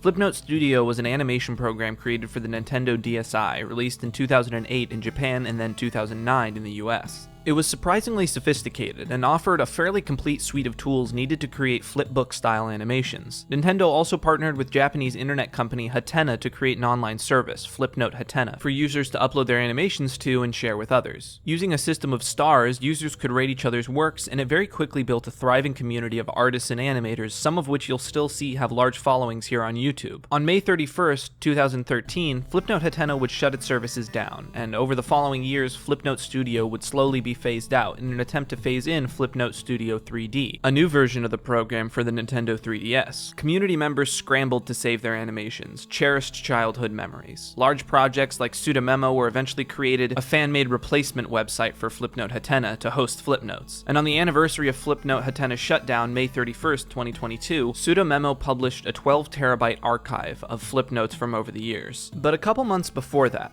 In April, a smaller project meant to host a Flipnote archive was started, and something odd seems to be going on. The June Archive and Restoration Project, or simply the June Archive, appears at first to be a simple channel dedicated to re-uploading Flipnotes that may have been lost after the Hatena shutdown in 2013. The descriptions note that many of these have been recovered from corrupted data and have been restored to the best of their ability. However, as soon as you begin to watch these re-uploaded videos, it's clear that something more is going on besides some corrupted data. Occasionally, the channel mascot Fuzz the Cat chimes in to give updates. As far as these series go, this one definitely has the best production value, and mirrors the analog horror scene a bit more. However, in its own way, it's wildly different from any of these. I should probably put a disclaimer here though. Unlike Gmod, Roblox, and Minecraft, I was never really into Flipnote Studio growing up, so I may have some blind spots here, but I've tried to consult with some people I know who are in the community. If you want an explanation from someone who has more of a first-hand background with Flipnote, check out this video. With that said, let's dive right in. This video starts pretty normal, and it's not hard to see exactly what's going on. We see a pixelated frog, the Flipnote mascot, in a top hat singing "Goodbye So Soon" from The Great Mouse Detective. Fantastic movie, by the way. This is a Flipnote created not long before Hatena was shut down, a goodbye. And by the way, much like Spy Sandwich in Gunslinger Pro 2009, the opening part of this video comes from an actual real Flipnote. However, things quickly start to veer off course. Goodbye,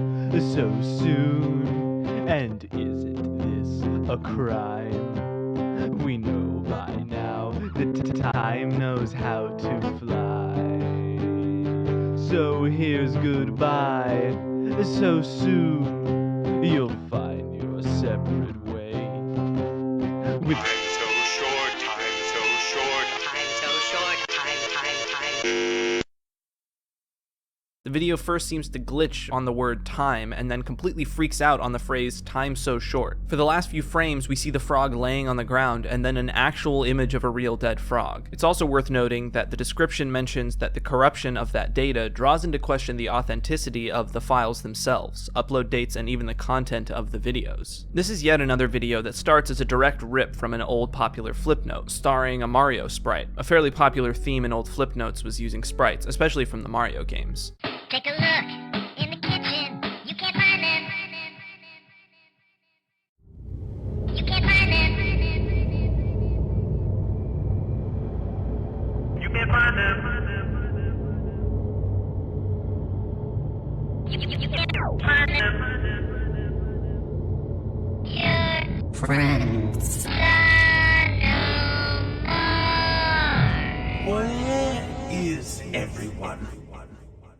Let's break this down. After the line "you can't find them," things get dark and Mario leaves the house to see a massive red city. He seems to die, his sprite falling to the ground for a moment, with the out of time graphic from the Mario games behind him. This theme of time is continuing. We see a flash of some dark clockwork cat machine and then back up to the city. Some writing on one of the buildings reads Hatena, and then we see a date, June 1st, 2013, the day Hatena shut down. The date turns into an overwatching eye. It then transitions into part of another Flipnote, someone saying, "Where is everyone?" and the face of the person next to them transforms into an eye for the last frame. That Flipnote will be continued in the next video, but let's take a quick break to see what we can assume from here. The city we're seeing appears to be a representation of the Hatena web service. The repeated motifs of "out of time," "you can't find them," and "where is everyone," along with the date turning into a sort of watchful eye, seems like the shutdown of Hatena is being framed as this sort of apocalyptic event, the Flipnotes themselves experiencing it in some anthropomorphized way. The characters in these Flipnotes seem to live in the Hatena city, and the shutdown of Hatena is like some sort of rapture. With that in mind, let's move on. Yet again, this video starts as a real old Flipnote, although it appears to have been reanimated as the characters look completely different from the original. We see the interaction of asking "where is everyone" like before, this time the words echoing through the city. Where did they go?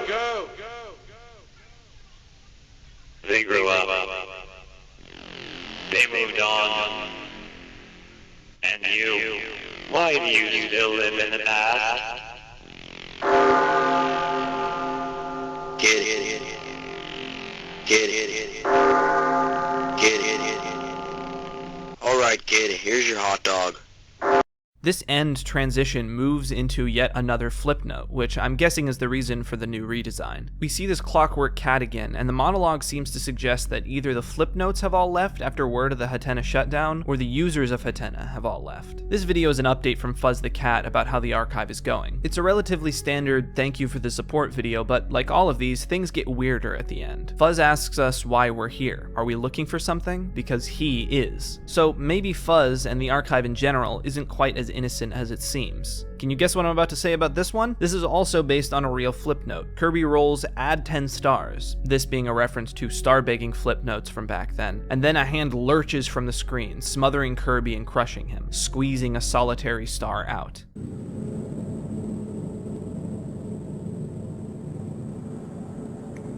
The stars are growing dim and dwindling in number. But why?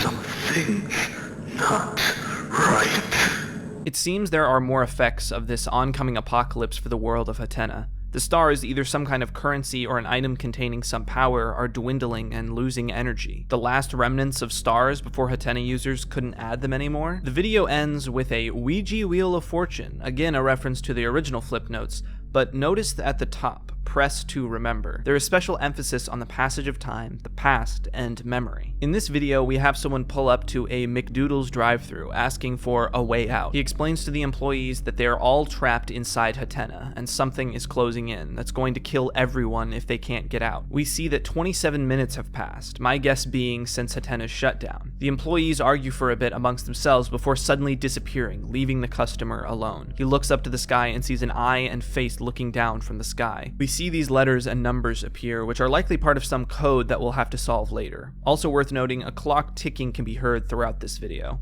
This flip note contains a parody of American Pie, referencing the closure of Hatenna. The word time yet again causes a glitch. A character that appeared in a previous video interrupts the song. Memory is the key to reality. If it burns down and no one remembers it was there, it's almost as if there was nothing there to begin with. Then we see this weird vial with the words unlock, do not destroy. At first glance, this series seems to just be a more symbolic take on Hatenna's closure, but clearly there's some deeper lore here too, we're just beginning to uncover.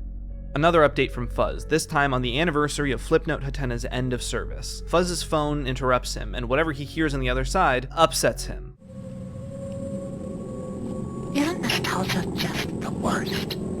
You get these warm and fuzzy feelings inside for a bygone era that slowly fade and crumble into nothingness as you realize that the good times are behind you. You can't go back! But what if you could turn back the clock just a little bit? What if you could change a thing or two? Oh, well, Fuzz, wouldn't that alter the present as well?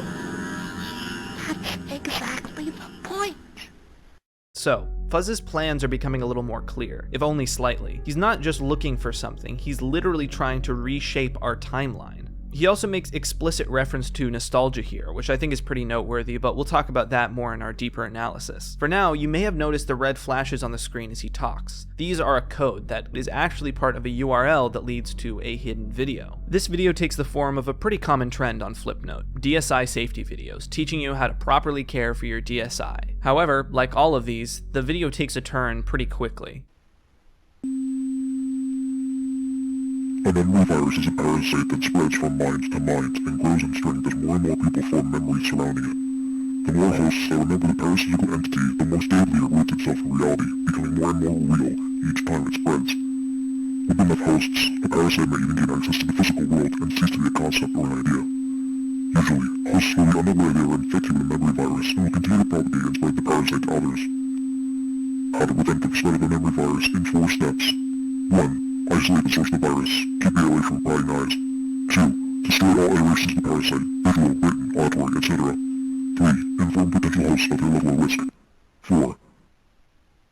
Pray that it's not already at hand.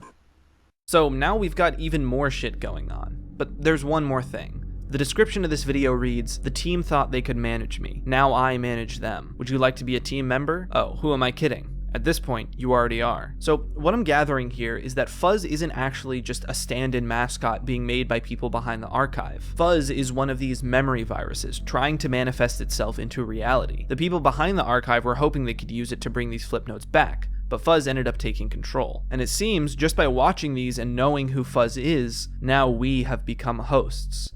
And by me sharing this with you, I've spread it. Yet another old flip note. This time it's interrupted right near the end, and well, this happens. Prepare to lose your annual salary, sucker.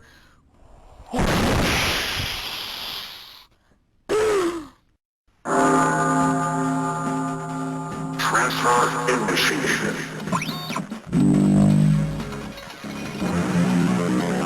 Connection established.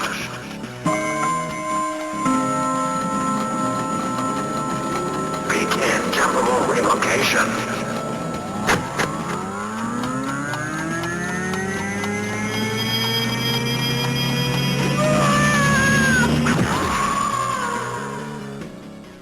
So the mechanical cat is back. It seems like we know where the Flipnote characters have been disappearing to. This cat has been temporarily relocating them. I have a few thoughts about this, but mainly that the cat is definitely related to Fuzz somehow. The imagery of the only 2 cats in the series doesn't seem like a coincidence. They have to be connected somehow. This starts showing the mechanical cat yet again. Transfer successful. Recharging. It says it will take around 30 minutes to recharge and seems to be on cooldown until then. We see images of the empty city of Hatena, and then we see a caped stick figure staring out over the city from a rooftop. He draws a sword and the video ends. The caped figure and the music are all a reference to a classic Flipnote, although to be fair, pretty much everything in this series is a reference to a classic Flipnote. In the beginning, there's a code that appears just for a moment. Decoding it, it says, transfer successful. Timeline of origin, Ugo Memo Hatena. Destination, Earth, Maine. Due to issues beyond your control, you may never return to this time. And as for right now, that is the last of the uploads on the channel. Okay, to start our analysis, I want to mention that the YouTube account is actually only one of 3 places I know where this series is being uploaded. The June Archives has a Twitter that is relatively active where these videos are also uploaded, as well as a pseudo memo page. It's clear from the references and the really accurate replication of the Flipnote style, it's probably actually being made on Flipnote, that the person behind this series was a Flipnote aficionado from back in the day, and judging by the incredible animation quality, was probably a creator. And we actually do know who's behind this thing. Cereal Bowl, as they go by on Pseudomemo. And yeah, they were making Flipnotes way before they started the June Archives. And it makes sense, almost every single character that shows up is a reference to old Flipnotes, and most videos start as direct reanimations or just straight up rips of old Flipnotes. It's actually pretty interesting because much like Spy is Sandwich, we're seeing the corruption of videos people probably have actual memories of. Okay, so what's going on with the plot here? We've gone over a couple series that aren't really plot heavy, but this one definitely is plot heavy. And to be fair, it seems like we're pretty early into this, so there's probably a lot of questions that don't have their answers revealed yet. But for now, here are my thoughts on the story. So the people behind the June Archive and Restoration Project begin their work. For now, I don't have any reason to believe they had ulterior motives aside from collecting and archiving Flipnotes from before Hatena shut down. In order to do this, they enlist the help of Fuzz the Cat, aka a memory virus, which helps them not only recover corrupted data, but my theory is literally restore Flipnote files from people's memories. That's why the corrupted data can't always be trusted, and things seem to change from their original state. They're being archived from unreliable memories of people who've seen them. Despite this incredible new way of collecting these lost Flipnotes, the team loses control of Fuzz and Fuzz takes the lead. He's looking for something. Exactly what, we don't know yet. But we also know that memory viruses, if spread enough, can manifest themselves in reality. That's what Fuzz means when he says, want to be a team member? You already are. By simply knowing about him, you're helping him grow in power. Meanwhile, in the city of Hatena, I should probably explain my thoughts on what exactly the Hatena city even is. In my view, it's an anthropomorphized view of what's happening in the ones and zeros behind Hatena, obviously with a fantasy flair. The city represents the Flipnote Hatena service, with the inhabitants inside being the characters in the Flipnotes, and many of these locations being the places these Flipnotes have taken place. The ending of the Hatena service is visualized as this apocalyptic void, slowly encompassing and deleting everything. This can be seen in 2 ways, and I suspect it's both. On one hand, the actual online storage storage of these flip notes are ending, meaning literally being deleted. But also, we have this focus on memory and the line, if no one remembers, did it really happen? The fact that it's sort of slowly encroaching and not immediately ending everyone also gives me the impression that we're also talking about these characters dying once everyone has forgotten about them. It's not a new concept at all, and probably most famously this concept was articulated by street artist and political activist Banksy in a well-known quote. They say you die twice, one time when you stop breathing and a second time a bit later on, when somebody says your name for the last time. That's really the core idea to this whole story, memory fading. So as the apocalypse overtakes the city of Hatena, the citizens start disappearing. And this could just be the void getting to them, but I get the impression that's not entirely the case. The mechanical cat is a representation of Fuzz, or the process Fuzz is using to take these flip notes and bring them into the present, temporarily relocating them before they're eaten by the void. It also appears that while this is all happening, the characters inside of Hatena are fighting amongst themselves as they realize something is wrong. This character taking the stars from Kirby, while I also think might just be a reference to the give stars or else trend, is really realizing that something is happening with the stars, like the very life force of Hatena is dying. What that leads me to is the question, what are the red vials? One thing I found myself thinking while watching is that these vials are somehow the bottled energy of Hatena itself. The whole city is seen engulfed in this red light, and there was a type of star in Flipnote Hatena that was red, which is why these vials are so important. But more likely, although I suppose they aren't mutually exclusive ideas,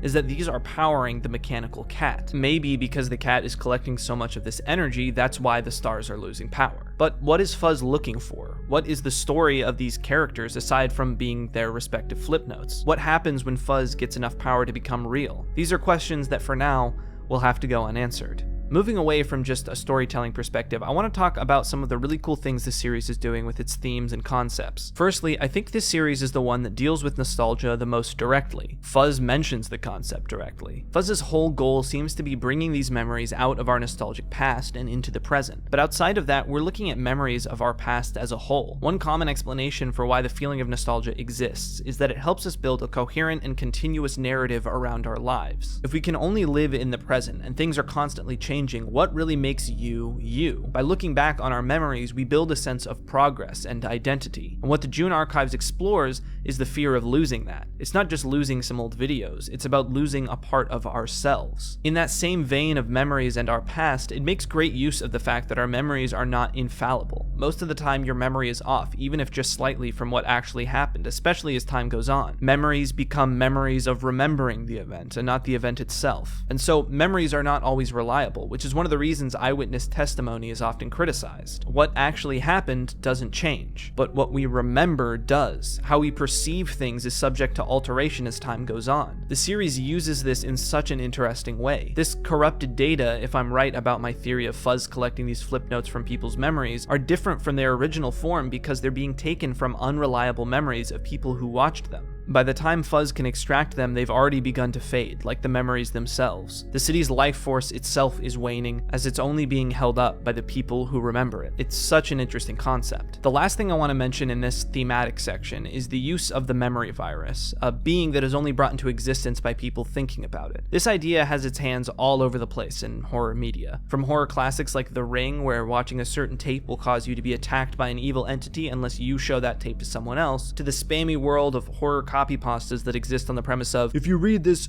you will die tonight if you don't send it to 10 other friends, which funnily enough is also a technique that people would use for star begging. It also exists in other ways as a concept in mysticism. Tulpas are beings that can supposedly be created using your mind, your thoughts and belief bringing them to life. In an example more similar to the June Archive, in that it's more of a sort of metafiction piece, the ergodic novel The Raw Shark Text contains an antagonist that takes the form of a conceptual shark that feeds on your memories and identity and swims in a conceptual ocean. I think that the June Archives has found a really impressive and unique way to execute this idea by tying in childhood nostalgia and digital archiving of a lost site. On the topic of execution, as I mentioned earlier, I think this series is definitely the one with the highest production value. I think the first thing I want to talk about here is the actual classic flip notes, because I don't think it's just a gimmick. I talked about it a bit in the Gunslinger Pro 2009 section with Spy as Sandwich. Taking media you might actually have memories of and then twisting it is an incredibly effective effective way to infiltrate the viewer's mind and scare us. And while it's a fun reference and moment in the series, June Archive utilizes this technique in almost every single one of their videos, and it connects much more to the core of what the series is tackling. The entire series is about memories and how they change as time moves on. So people who were using Flipnote Studio and Hatena back in the day, who have memories of these videos from over a decade ago now, are getting these really unique experiences of the series genuinely corrupting their memories, the same way that things are being done in the canon of the series, accessing a part of their brain that it couldn't without making explicit reference to actual memories and then changing them. It's such a cool way to actually connect to the viewer. And as we've talked about, we use nostalgia to connect our experiences together, to keep our sense of self. So it's literally messing with that to the viewer themselves, making use of nostalgia in the most direct and I think effective way out of all of these series. I'm not even sure it's my favorite, especially because I didn't really grow up in the community, but I can't deny how well it's doing what it's doing. Also, the way in which it's incorporating the old Flipnotes is just genius. How many of the lines in the series are directly from Flipnotes themselves, things that are seemingly unconnected and innocuous that are fitted into a coherent story, much like individual memories in our sense of self. And the same way Gunslinger Pro used the context of Spy a Sandwich to make the viewer see each video through a new lens. This theme of time and characters going missing and the whole plot is almost exclusively revealed to us, especially early on, by emphasizing lines that occur naturally in the Flipnotes, and I think that's such a great idea. Finally, I think I would be doing a disservice to the series if I didn't mention the animation. Of course, a lot of it is ripped directly from other Flipnotes, but the original sequences that are shown are clearly done by the work of someone or a group of people who are incredibly talented.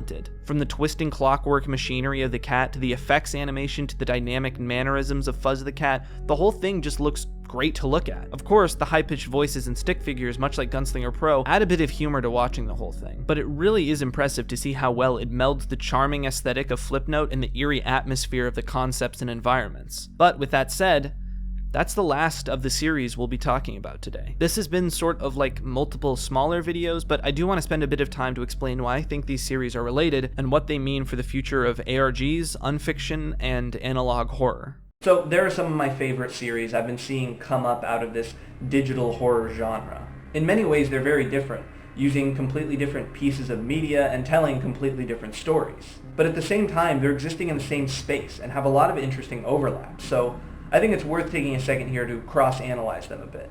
Let's start with their formats. 3 out of the 4 series are focused around video games, all from the same era, 2009 to 2010. And while June Archives does vary a bit in this area, it still covers that range, 2008 to 2013 roughly. Presentation-wise, they all consist of relatively short pieces that replicate a different type of internet media from that time period. Minecraft Let's Plays, Roblox videos, Gmod animations and tutorials, and Flipnote animations. So when it comes to their format, the basic concept and time period, we're looking at series that tackle the same thing, basically. But the more thematic elements is where each series begins to differ slightly, as they use the specific medium they've chosen to tell a story unique to them. The biggest element that recurs throughout these series is that of childhood. Everything these series do in their presentation is in service of this goal to bring you back to your childhood memories, playing the games, watching the videos that you remember. In that same vein, they're connecting us to our memories, using that to infiltrate our minds in order to deliver their scares and make their message hit harder. Gunslinger Pro and especially June Archives do this directly by referencing pieces of media you've seen, but BrandonWorks and old Minecraft Reuploads are able to do this without drawing directly from any other specific YouTube videos. BrandonWorks does this to create a feeling of believability, which adds to the unease you feel as you begin to understand Brandon's troubled home life. Minecraft Reuploads uses this to dredge up memories of your own fear playing the game as a kid, to more effectively scare you. Gunslinger Pro does it to create a sense of personal guilt when approaching what you see, and helps tell a disturbing story in a new way. And the June Archive most directly deals with this, interrogating the stability and authenticity of our memories, casting nostalgia as a possible danger, becoming stuck in the past, both in terms of someone in the present being obsessed with reliving the past, and the fact that our memories are stuck in the past, fading and changing, and if we forget, if we let them fade,